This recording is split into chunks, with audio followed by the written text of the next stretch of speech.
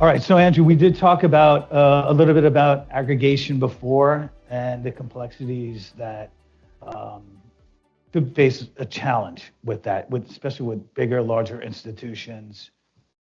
Thinking about that on the bus this morning, I was thinking about some of the bigger insurance companies globally and how they have different subsidiaries throughout the world, and how do they manage to look at all the different holdings they have across. It could be, equities, preferreds, converts, it could be options, it could be futures.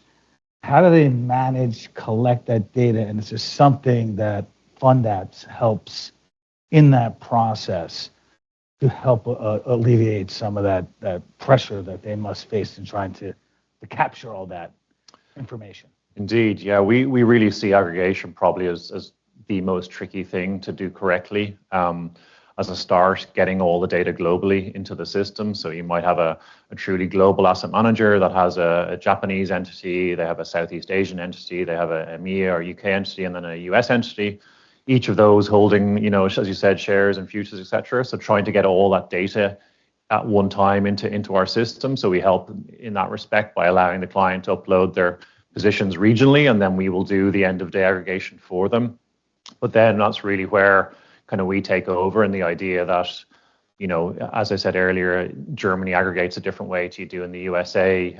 Some countries require you to aggregate all the way to the very top of your entity hierarchy. Other countries want you to disclose all the way up, every single entity in the chain of control, as they call it. And also, as you said, it depends on the asset classes. Some countries want you to aggregate for your short positions this way, for your long positions this way. And then finally, you really get into esoteric principles like disaggregation, that a regulator might allow you to disaggregate certain positions in certain circumstances. There's delegation, that depends on the country as well, that you can delegate your management discretion to somebody else.